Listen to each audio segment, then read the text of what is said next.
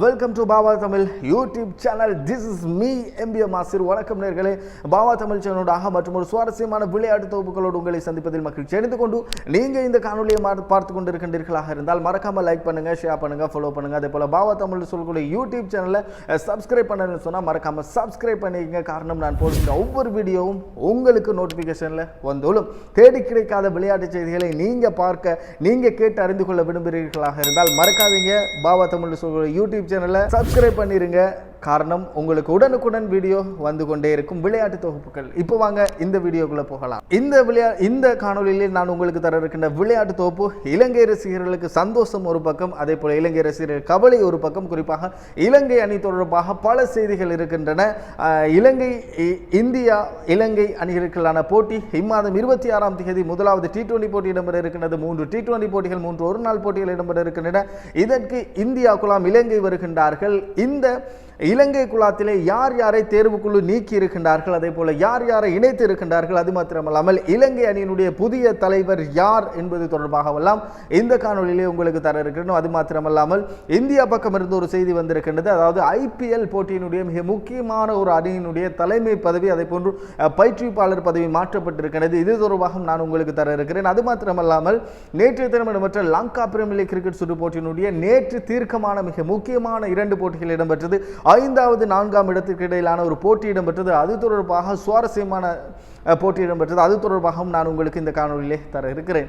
முதலாவதாக இலங்கை அணி தொடர்பாக நாங்கள் பார்த்தோமாக இருந்தால், இலங்கை அணியினுடைய புதிய தலைவராக தேர்வு செய்யப்பட்டிருக்கின்றார் சரித் அசலங்க என்பது குறிப்பிடத்தக்கக்கூடியவரிடம். குறிப்பாக இந்த சரித் அசலங்க ஒரு நாள் மற்றும் T20 அணியினுடைய தலைமை பொறுப்பாக தற்பொழுது தெரிவு செய்யப்பட்டிருக்கின்றார் என்பதாக இலங்கை கிரிக்கெட் சபை அறிவித்திருக்கின்றார்கள். சரித் அசலங்க மிகச்சிறந்த ஒரு துடுப்பாட்ட வீரர். குறிப்பாக 5ஆம் இலக்கத்தில் துடுப்படுத்தக்கூடிய இலங்கை அணியினுடைய 5ஆம் இலக்கத்தில் துடுப்படுத்தக்கூடிய ஒரு சிறந்த ஒரு துடுப்பாட்ட வீரர். இவருக்கு தலைமை பதவி வழங்கியது 2 போட்டிகளில், ஒரு நாள் T20 போட்டிகளில் தலைமை பதவி வழங்கியது சரியா பிள்ளையா என்பதாக கமெண்ட்ஸ் வாயிலாக உங்களுடைய கருத்துக்களை பகிர்ந்து கொள்ளுங்க. அதே போல சரித் அசலங்க உங்களுக்கு பிடிக்குமா இருந்தால் இந்த காணொலிக்கு ஒரு லைக் ஒன்று போட்டுருங்க. அதே போல நாங்கள் பார்த்தோமாக இருந்தால் குசல் மெண்டிஸ் ரசிகர்களுக்கு ஒரு கவலை அளிக்கக்கூடிய ஒரு விடயமாக இருக்கின்றது. காரணம், குசல் மெண்டிஸை தற்பொழுது இடம்பெற இருக்கின்ற இந்தியா டூருக்காக வேண்டி குசல் மெண்டிஸை குழாத்திலிருந்து நீக்கி இருக்கின்றார்கள் தேர்வுக்குழு. காரணம், அண்மை காலமாக குசல் மெண்டிஸினுடைய பெறுபேறுகள் அவ்வளவு ஒரு பெர்ஃபெக்டான ஒரு பெறுபேராக இல்லை. காரணம், அதாவது இந்த லங்கா பிரீமியர் லீக் கிரிக்கெட் சுற்று போட்டி எடுத்து போட்டுவோமாக, அதற்கு முன்னர் இடம்பெற்ற உலக கிணம், அதற்கு முன்னர் இடம்பெற்ற போட்டிகளிலே பெரிதாக பிரகாசிக்காத குசல் மெண்டிஸை ஏன் இன்னும் தேர்வாளர்கள் வைத்திருக்கின்றார்கள் என்பதாக பல சமூக ஊடகங்கள் மூலமாக கேள்விகள் எழுப்பப்பட்டிருக்கின்றது. அதற்கெல்லாம் ஒரு பதிலளிக்கும் வகையிலே இலங்கை தேர்வுக்குழு என்ன செய்திருக்கின்றார்கள், உத்தியோகபூர்வமாக அறிவித்திருக்கின்றார்கள். குசல் மெண்டிஸை இந்தியா தொடர்காக வேண்டி நீக்க போவதாக அறிவித்திருக்கின்றார்கள்.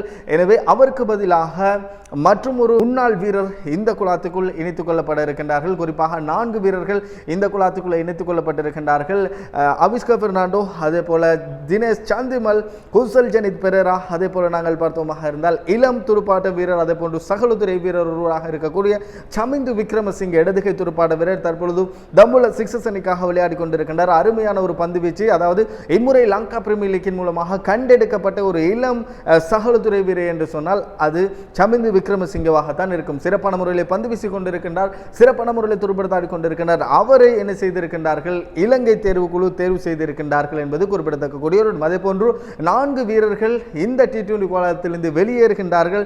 அது தனஞ்சய டி சில்வாவாக இருக்கலாம், அதே போல சதிர சமர விக்ரமவாக இருக்கலாம். அதே போன்று நேற்றைய தினம் கூட மிகச்சிறப்பான முறையில் துடுப்படுத்தாடி அஞ்சலோ மெத்யூஸ் கூட இந்த குழாத்தில் இணைத்துக் கொள்ளப்படவில்லை. அதே போல நாங்கள் பார்த்தோமாக இருந்தால் குசல் மெண்டிஸ் ஆகிய இந்த 4 தான் இந்த குழாத்திலே இணைத்துக் கொள்ளப்படவில்லை. அதே போல நாங்கள் பார்த்தோமாக இருந்தால் இந்திய பக்கம் இருந்து வரக்கூடிய செய்திகளில் ஒன்றாக இருந்தது, அதாவது IPL அணிகளில் மிக பிரசித்தி பெற்ற அணிகளில் ஒன்றாக இருந்த டெல்லி கேபிட்டல் அணியினுடைய தலைவர் ரிஷப் பந்த் அணியிலிருந்து நீக்கப்பட்டிருக்கின்றார், தலைமை பதவியிலிருந்து நீக்கப்பட்டிருக்கின்றார். அதே போல அந்த அணியினுடைய பயிற்றுவிப்பாளர் ரிக் பாண்டிங்கும் அந்த அணியிலிருந்து நீக்கப்பட்டிருக்கிறார், பயிற்றுவிப்பு பதவியிலிருந்து நீக்கப்பட்டிருக்கின்றார் என்பது நேற்று தினம் கிடைச்ச ஒரு செய்தியாக இருக்கின்றது. காரணம், 2023 2025ஆம் ஆண்டு இடம்பெற இருக்கின்ற ஐபிஎல் பெரிய ஒரு ஏலம் இடம்பெற இருக்கின்றது. இந்த ஏலத்திலே தான் கொள்ளும் இருந்தாலும் இந்த டெல்லி கேபிட்டலில் இருந்து நீக்கப்பட்டிருக்கின்றார் ரிஷப் பந்த் என்று நாங்கள் கூற வேண்டும். அதே போல நாங்கள் பார்த்தோமாக இருந்தால் லங்கா பிரீமியர் லீக் கிரிக்கெட் சுற்று போட்டி தொடர்பாக நாங்கள் பார்த்தோமாக இருந்தால் நேற்று இடம்பெற்ற போட்டியாக 2 போட்டிகள் இடம்பெற்றது.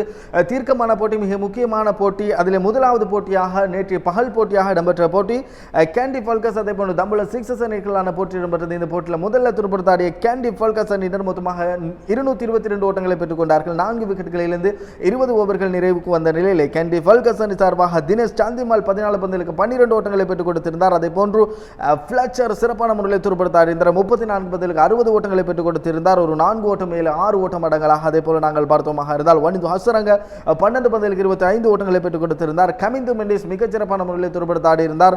24 பந்துகளுக்கு 51 ஓட்டத்தினை பெற்றுக் கொடுத்திருந்தார். 5 4 ஓட்டம் 2 6 ஓட்டம் அடங்கலாக. அதே போல நாங்கள் பார்த்தோமாக இருந்தால் ஏஞ்சலோ மேத்யூஸ் மிகச்சிறப்பான முறையில் துடுப்படுத்தாடி கொண்டிருக்கின்றார்.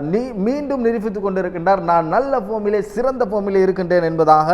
23 பந்துகளுக்கு 44 ஓட்டங்களை பெற்றுக் கொடுத்திருந்தார். குறிப்பாக 5 6 ஓட்டம் அடங்கலாக. இறுதி ஓவரிலே தான் தொடர்ச்சியாக 4 6 ஓட்டங்களை விளாசி தள்ளி இருந்தார் என்பது குறிப்பிடத்தக்கக்கூடிய ஒரு மொத்தமாக கேண்டி பல்கஸ் அணியினர் 222 ஓட்டங்களை பெற்றுக் கொண்டார்கள். 4 விக்கெட்டுகளை இழந்து 20 ஓவர்கள் நிறைவுக்கு வந்த நிலையிலே தம்புல சிக்ஸஸ் அணியினுடைய பந்துவீச்சு படுத்தையை நாங்கள் பார்த்தோமாக இருந்தால் நுவான் துஷார் 4 ஓவர்கள் பந்து வீசி 36 ஓட்டங்களை விட்டுக் கொடுத்த எந்த விதமான விக்கெட்டுகளும் இல்லை. அதே போல துசான் ஹேமந்த் மிகச்சிறப்பான முறையில் பந்து வீசி இருந்தார். 4 ஓவர்கள் பந்து வீசி 14 ஓட்டங்களை மாத்திரமே விட்டுக் கொடுத்து 3 விக்கெட்டினை கைப்பற்றியிருந்தார். பதிலுக்கு துடுப்படுத்தாடிய தம்புல சிக்ஸஸ் அணியினர் மொத்தமாக 168 ஓட்டங்களை மாத்திரமே பெற்றுக் கொண்டார்கள். 9 விக்கெட்டுகளை இழந்து 20 ஓவர்கள் நிறைவுக்கு வந்த நிலையிலே தம்புல சிக்ஸஸ் அணி சார்பாக அதிகபட்ச ஓட்ட எண்ணிக்கையாக குசல் ஜனித் பெரேரா பெற்றிருந்தார். 74 ஓட்டங்களை பெற்றிருந்தார். 40 பந்துகளுக்கு 5 4 ஓட்டம் 5 6 ஓட்டம் அடங்கலாக. ஸ்ட்ரைக்கர் 185.00 இருந்தது. அதே போல் அதற்கு பிறகு யாருமே பெரிதாக பிரகாசிக்கவில்லை. சமிந்து விக்ரமசிங்க 18 ஓட்டங்களை பெற்றுக் கொடுத்திருந்தார். 13 பந்துகளுக்கு என்பது குறிப்பிடத்தக்கக்கூடிய ஒரு. இந்த போட்டியிலே வெற்றி அடைந்து கொண்டார்கள். 54 ஓட்டங்கள் வித்தியாசத்திலே வெற்றி அடைந்து கொண்டார்கள்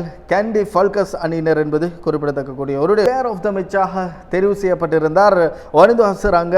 4 விக்கெட்டினை கைப்பற்றியிருந்தார். 35 ஓட்டங்களை விட்டுக் கொடுத்தார். அதே போன்று 25 ஓட்டங்களை பெற்றுக் கொடுத்திருந்தார். 12 பந்துகளுக்கு. நேற்றைய தினம் இரவு போட்டியாக இடம்பெற்ற போட்டி கோல் மாவஸ், அதே போன்று கொழும்பு ஸ்ட்ரைக்கர்ஸ் அணியினருக்கான போட்டி இடம்பெற்றது. இந்த போட்டியிலே முதலில் துடுப்படுத்தாடிய கோல் மாவஸ் அணியினர் மொத்தமாக 138 ஓட்டங்களை மாத்திரமே பெற்றுக் கொண்டார்கள். 19.5 பந்து வீச்சு பகுதியிலே சகல விக்கெட்டுகளையும் இழந்து கொண்டார்கள். கோல் மாவஸ் அணி சார்பாக நிரோசன் டிக்வல்ல 13 பந்துகளுக்கு 10 ஓட்டங்களை பெற்றுக் கொடுத்திருந்தார். அதே போன்று சைஃபட் 38 பந்துகளுக்கு 44 ஓட்டங்களை பெற்றுக் கொடுத்திருந்தார். அதே போல நாங்கள் பார்த்தோமாக இருந்தால் பானுக ராஜபக்ச 15 பந்துகளுக்கு 35 ஓட்டங்களை பெற்றுக் கொடுத்திருந்தார். ஒரு 4 ஓட்டம் 4 6 ஓட்டம் அடங்கலாக. ஸ்ட்ரைக் ரேட் 233.33 இருந்தது. மொத்தமாக கோல் மாவஸ் அணியினர் 138 ஓட்டங்களை பெற்றுக் கொண்டார்கள். சகல விக்கெட்டுகளையும் இழந்து கொழும்பு ஸ்ட்ரைக்கர்ஸ் அணியினுடைய பந்து வீச்சு பகுதியை நாங்கள் பார்த்தோமாக இருந்தால் பின்னர் 4 ஓவர்கள் பந்து வீசி 26 ஓட்டங்களை விட்டுக் கொடுத்து 1 விக்கெட்டினை கைப்பற்றியிருந்தார். அதே போன்று திசர பெரேரா 2 ஓவர்கள் பந்து வீசி 19 ஓட்டங்களை விட்டுக் கொடுத்திருந்தார். அதே போன்று துனித் வெல்லாலகே சதாப் கான் ஆகியோர் தலா 2 விக்கெட்டினை கைப்பற்றியிருந்தார். பதிலுக்கு துடுப்படுத்தாடிய கொழும்பு ஸ்ட்ரைக்கர்ஸ் அணியினர் மொத்தமாக 142 ஓட்டங்களை பெற்றுக் கொண்டார்கள். 3 விக்கெட்டுகளை மாத்திரம் இழந்து 17.2 பந்து வீச்சு பெறுதில் ரஹமத்துல்லா குர்பாஸ் 17 பந்துகளுக்கு 23 ஓட்டங்களை பெற்றுக் கொடுத்திருந்தார். முகமது வசீம் மிகச்சிறப்பான முறையில் துடுப்படுத்தியிருந்தார். 44 பந்துகளுக்கு 50 ஓட்டங்கள் 4 ஓட்டங்கள் 2 6 ஓட்டங்கள் அடங்கலாக. குறிப்பாக இறுதியாக சதிர சமர் விக்ரம் ஆட்டம் இழக்காமல் 12 பந்துகளுக்கு 15 ஓட்டங்களை பெற்றுக் கொடுத்திருந்தார். பிலிப்ஸ் 32 பந்துகளுக்கு 31 ஓட்டத்தினை பெற்றுக் கொடுத்திருந்தார். இந்த போட்டியிலே வெற்றி அடைந்து கொண்டார்கள் கொழும்பு ஸ்ட்ரைக்கர்ஸ் அணியினர் என்பது குறிப்பிடத்தக்கக்கூடிய ஒரு. 7 விக்கெட்டுகள் வித்தியாசத்திலே இந்த போட்டியிலே வெற்றி அடைந்து கொண்டார்கள் கொழும்பு ஸ்ட்ரைக்கர்ஸ் அணியினர். இதை போன்று மற்றும் பல சுவாரஸ்யமான விளையாட்டு தொகுப்புகளோடு உங்களை சந்திக்கின்றேன். அது வரைக்கும் உங்களிடம் விடைபெற்று செல்லும் நான் எம்பிஎம் ஆசிர். வணக்கம் நேர்களே.